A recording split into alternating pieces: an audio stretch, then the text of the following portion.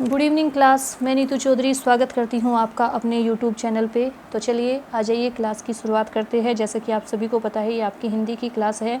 आपका UP police constable का जो री एग्ज़ाम होना है, उसके लिए ये इम्पोर्टेंट क्वेश्चंस की सीरीज़ जो है हम लेके आए हैं, जिसमें आपका क्या हो जाता है कि जो आपके हिंदी के 37 क्वेश्चन पूछे जाते हैं, उसमें उसके लिए ये आपकी क्विक रिवीजन सीरीज़ तैयार की गई है, जिसमें आपको ज़्यादा से ज़्यादा क्या करना है, रिवीजन करना है, ज़्यादा से ज़्यादा क्वेश्चंस को पढ़ना है। ठीक है, तो चलिए शुरुआत करते हैं आज के फर्स्ट क्वेश्चन की कि निम्नलिखित में से हिंदी का प्रथम काव्य किसे माना जाता है? परमाल रासो, खुमान रासो, पृथ्वीराज रासो या आपका बीसलदेव रासो? तो किसे माना जाता है? आपका परमाल रासो को माना जाता है। किसे माना जाता है? परमाल रासो। ये आपकी किसकी रचना है? ये है आपकी चंदर बरदाई की। किसकी है भाई? चंदर बरदाई की रचना है। अगर मैं बात करूं परमाल रासो की, तो परमाल रासो आपकी किसकी है? तो ये है आपके जगनिक की। किसकी है? जगनिक की का आपका क्या हो जाएगा? महाकाव्य। खुमान रासो आपका किसका हो जाएगा? खुमान रासो जो है आपका, ये दलपति विजय का हो जाता है। दलपति विजय, दलपति विजय। और अगर मैं बात करूं बीसलदेव रासो की, तो ये हो जाता है आपका नरपति नालय का। किसका हो जाता है? नरपति नालय का हो जाता है महाकाव्य। तो राइट आंसर क्या हो जाएगा आपका? ऑप्शन सी इसका करेक्ट आंसर हो जाएगा, पृथ्वीराज रासो।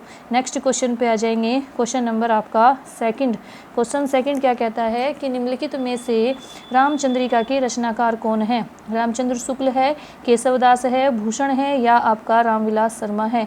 तो जो आपकी रामचंद्रिका है, रामचंद्रिका जो है, इसके रचनाकार कौन हो जाते हैं? केशवदास हो जाते हैं। ऑप्शन बी इसका राइट आंसर हो जाएगा। नेक्स्ट क्वेश्चन पे चलेंगे। Question number 3। क्वेश्चन नंबर 3 क्या कहता है? गुरु के समीप रहने वाले विद्यार्थी के लिए एक शब्द बताइए। जो आप अपने गुरु के समीप रहता है, उसे अंत्यवासी बोलते हैं, अंतरूपुर बोलते हैं, ब्रह्मचारी बोलते हैं या सदाचारी बोलते हैं? तो उसे क्या बोलते हैं भाई? उसे बोलते हैं आपका अंत्यवासी। क्या बोलते हैं? अंत्यवासी बोलते हैं। ऑप्शन ए इसका राइट आंसर हो जाएगा। नेक्स्ट क्वेश्चन पे आ जाते हैं। क्वेश्चन नंबर आपका 4। निम्नलिखित में से हिंदी साहित्य के लिए किसे प्रथम व्यास सम्मान मिला? हिंदी साहित्य के लिए प्रथम व्यास सम्मान जो है आपका किसे मिला, बताएंगे। अगर मैं व्यास सम्मान की बात करूं, तो इसकी शुरुआत कब होती है? इसकी जो आपका क्या हो जाएगा, जो आपका क्या हो जाता है, व्यास सम्मान। व्यास सम्मान की शुरुआत आपकी कब होती है? तो आपकी कब होती है भाई? इसकी शुरुआत होती है 1991 में, 1991 में इसकी शुरुआत होती है। और ये जो आपका पहला मिला था, वो मिला था आपका रामविलास शर्मा को। किसे मिला था भाई? रामविलास शर्मा को मिला था। ऑप्शन डी इसका राइट आंसर हो जाएगा। नेक्स्ट क्वेश्चन पे आ जाएंगे। क्वेश्चन नंबर आपका 5। क्वेश्चन 5 क्या कहता है कि विद्वान व्यक्ति पूज्य होते हैं, वाक्य में प्रयुक्त विशेषण बताइए। विद्वान व्यक्ति पूज्य होते हैं, उसमें आपको विशेषण बताना है। विशेषण किसे कहते हैं? जो किसी व्यक्ति की विशेषता बताते हैं। तो व्यक्ति पूज्य होते हैं, इसमें विद्वान व्यक्ति पूज्य होते हैं, इसमें सभी है विशेषण, या विद्वान है या पूज्य है या व्यक्ति है। तो कोई व्यक्ति है जो क्या क्या है? विद्वान है। विद्वान क्या हो गई? उसकी विशेषता हो गई। तो राइट आंसर क्या हो जाएगा? ऑप्शन बी इसका राइट आंसर हो जाएगा। विद्वान जो है उस व्यक्ति की क्या है? विशेषता है। तो विद्वान इसमें विशेषण हो जाएगा। नेक्स्ट क्वेश्चन पे आ जाएंगे। क्वेश्चन नंबर आपका 6। क्वेश्चन नंबर 6 क्या कहता है? निम्नलिखित में से कौन सा व्यंजन दंत्य ध्वनि है? दंत्य ध्वनि आपको बतानी है। झ है, अणा है, धा है या आपका पा है?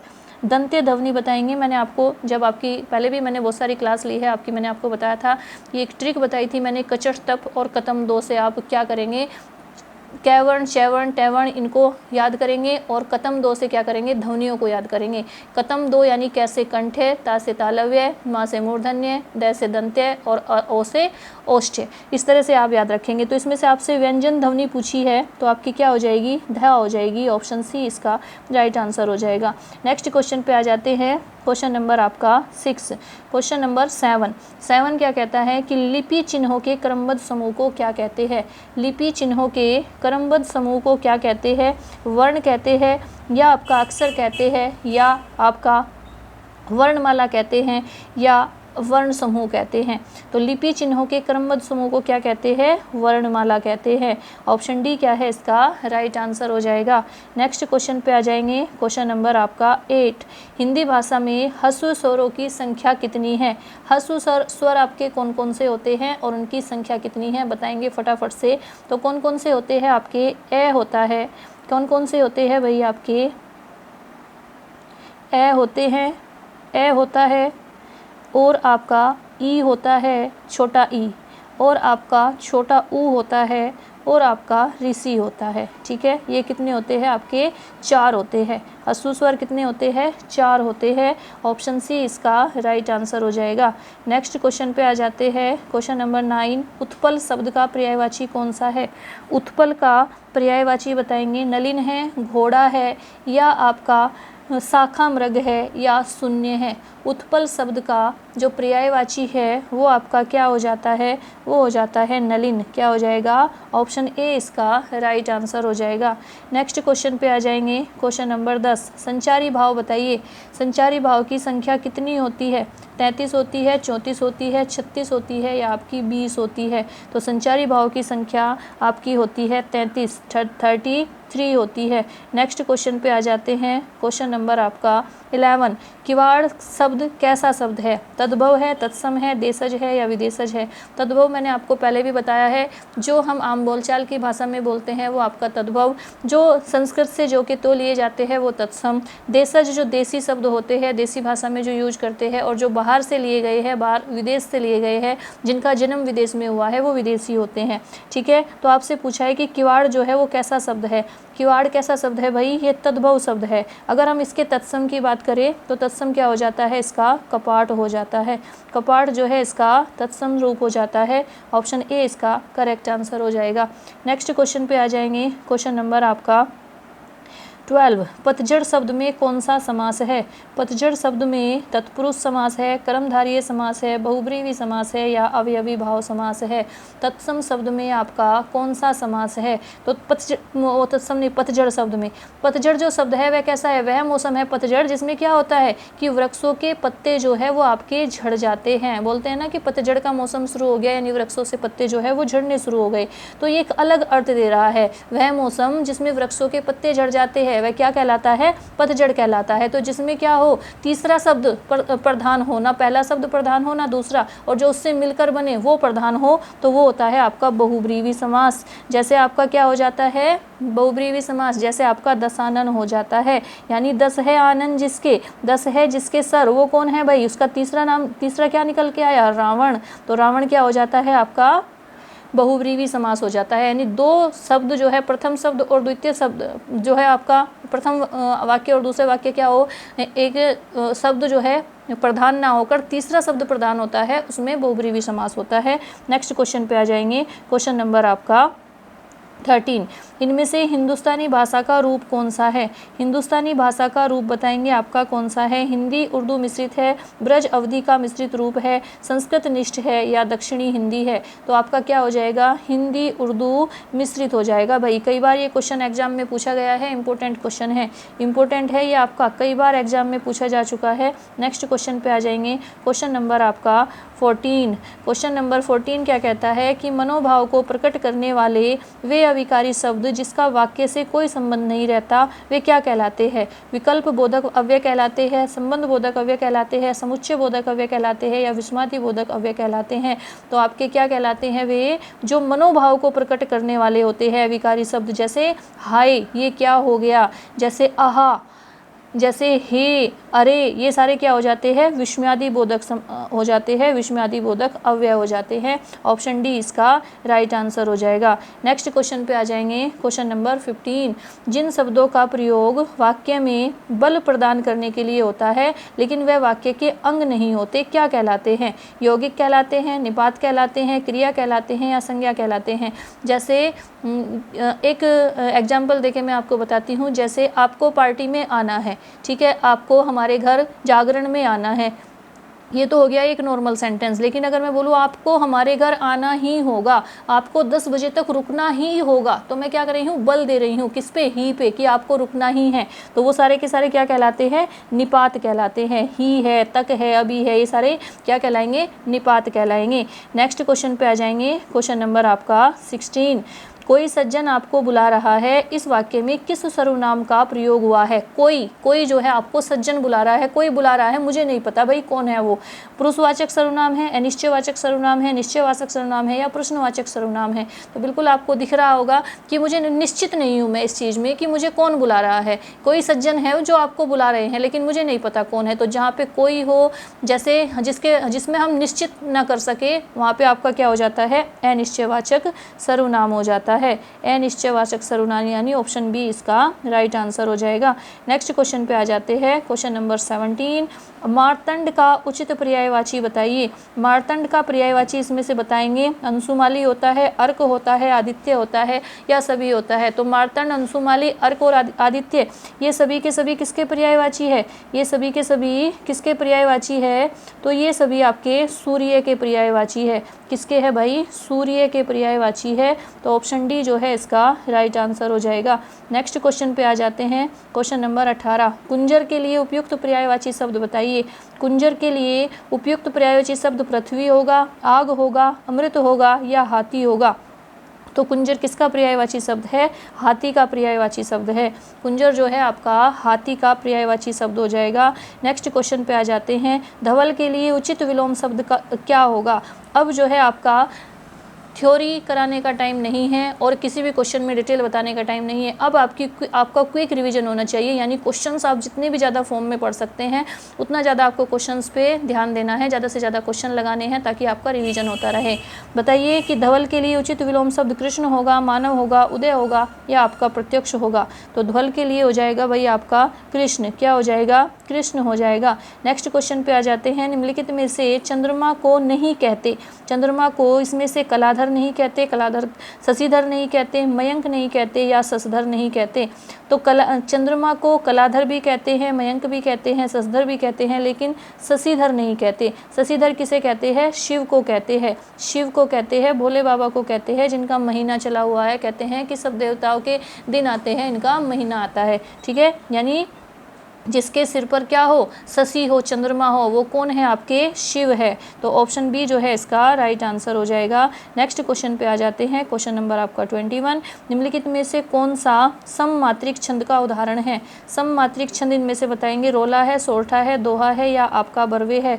तो रोला क्या हो जाएगा, सममात्रिक छंद हो जाएगा। ऑप्शन ए इसका राइट आंसर हो जाएगा। नेक्स्ट क्वेश्चन पे आ जाते हैं, अनाम दास का पोथा। अनाम दास का पोथा उपन्यास की रचयिता माखनलाल चतुर्वेदी है, या हजारी प्रसाद द्विवेदी है, या सोहनलाल द्विवेदी है, या आपके महावीर प्रसाद द्विवेदी है।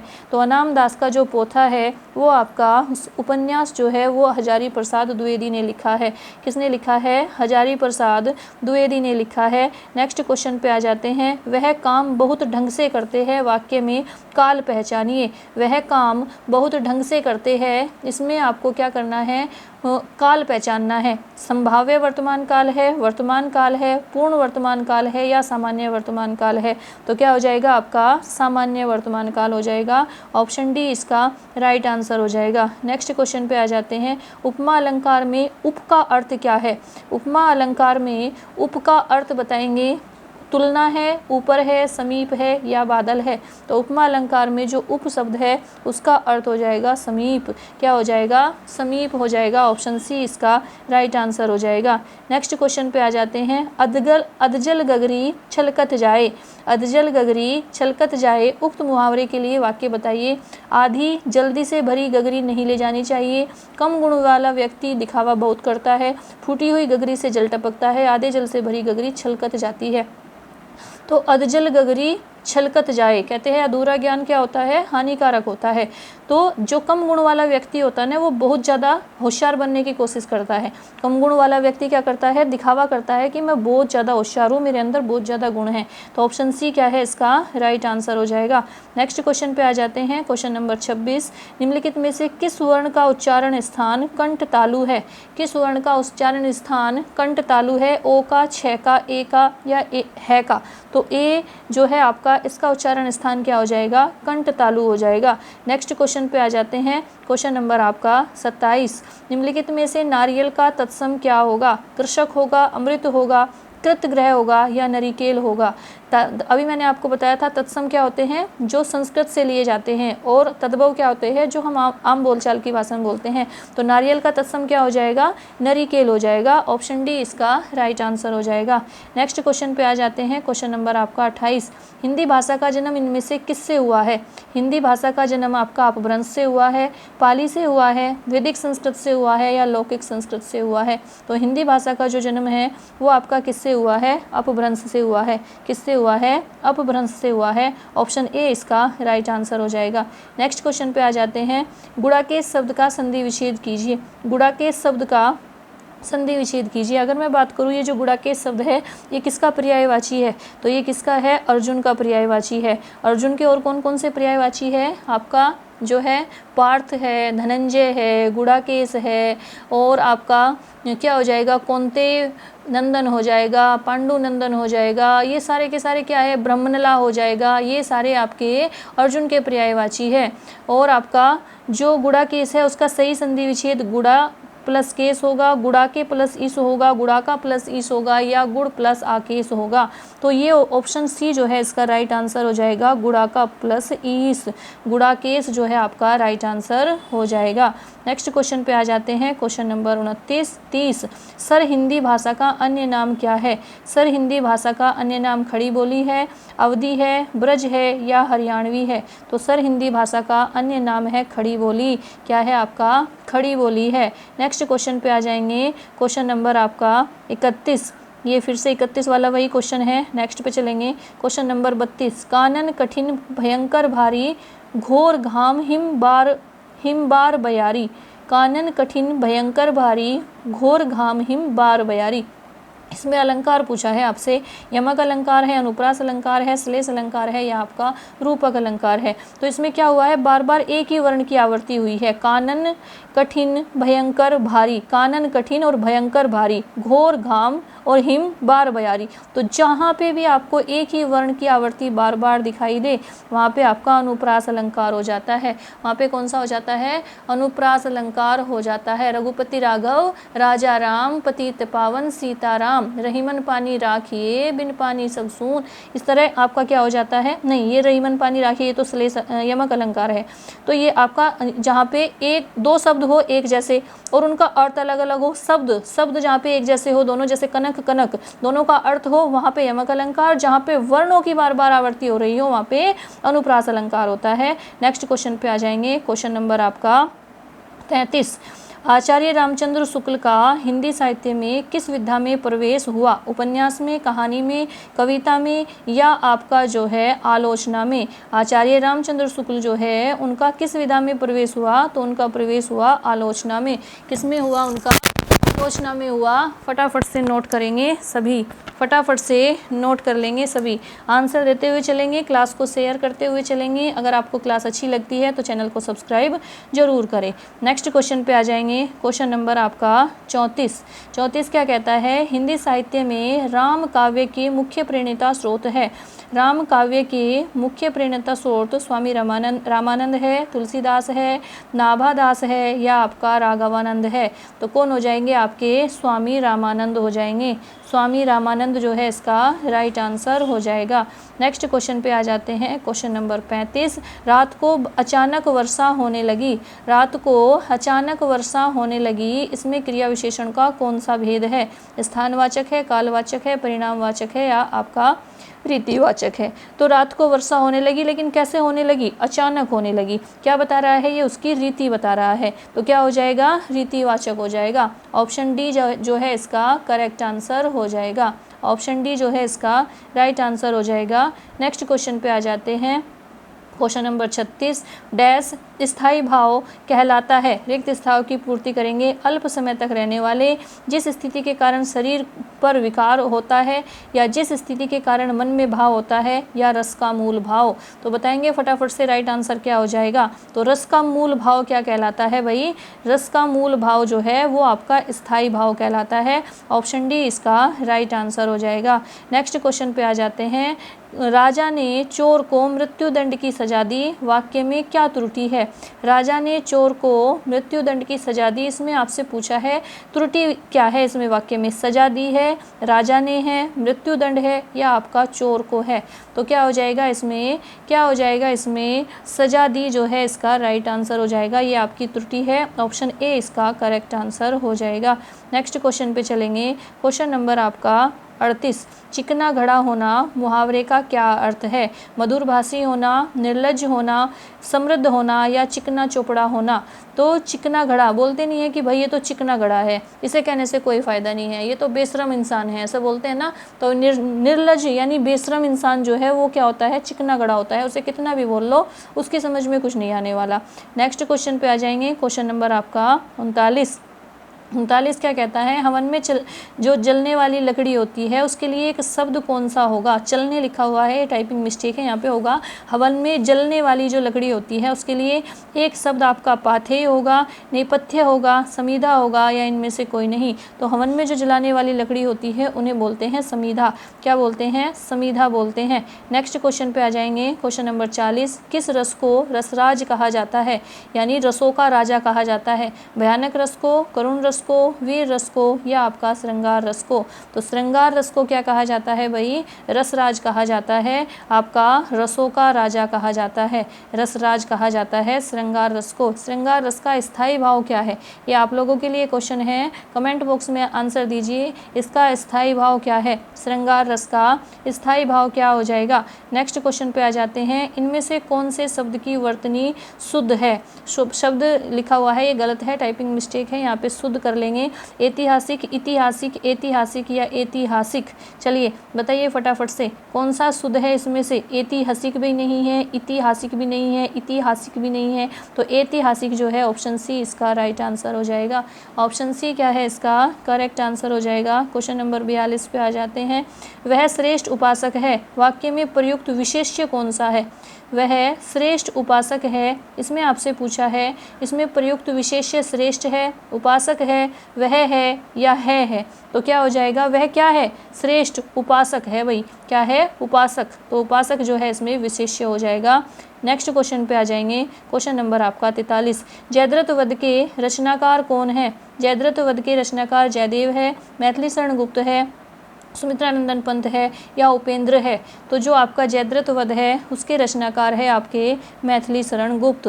कौन हो जाएंगे? मैथिली शरण गुप्त हो जाएंगे। ऑप्शन बी इसका राइट आंसर हो जाएगा। क्वेश्चन नंबर 44 पे आ जाते हैं कि भुजंग का पर्यायवाची क्या होगा? भुजंग यानी सर्प यानी सांप, इसका पर्यायवाची पन्नग होगा, अहि होगा, उरग होगा, या सभी होगा? तो सभी होगा भाई। ये सारे के सारे किसके पर्यायवाची है? सांप के पर्यायवाची है, सर्प के पर्यायवाची है। किसके है? आपके सांप के पर्यायवाची है। नेक्स्ट क्वेश्चन पे आ जाएंगे। Question number 45। कांतार शब्द में से किसका पर्यायवाची शब्द है? कांतार शब्द इनमें से किसका पर्यायवाची शब्द है? अटवी का, दहन का, आशुतोष का, या आपका राकापति का? तो किसका है भाई? अटवी का है। ऑप्शन ए इसका राइट आंसर हो जाएगा। नेक्स्ट क्वेश्चन पे आ जाएंगे। क्वेश्चन नंबर आपका 46। मंदिर और मंदिरा युग्म के लिए सही अर्थ क्या होगा? मंदिर और मंदिरा सब युग्म जो है इसके लिए सही अर्थ घर, पूजा घर, चर्च, गुफा, पुजारी, देवालय, अश्ववाला। तो मंदिर और आपका मंदिरा, इसका अगर आप बात करें हम तो मंदिर का हो जाता है देवालय और मंदिरा का हो जाता है अश्वशाला। ऑप्शन डी जो है इसका राइट आंसर हो जाएगा। नेक्स्ट क्वेश्चन पे आ जाते हैं। क्वेश्चन नंबर आपका 47। जिसकी गर्दन सुंदर है उसके लिए एक शब्द क्या होगा? अनादि होगा, शाश्वत होगा, रसास्वादन होगा, या सुग्रीव होगा? जिसकी गर्दन सुंदर है उसके लिए एक शब्द आपका क्या हो जाएगा? तो वो हो जाएगा आपका सुग्रीव। क्या हो जाएगा? सुग्रीव हो जाएगा। ऑप्शन डी इसका राइट आंसर हो जाएगा।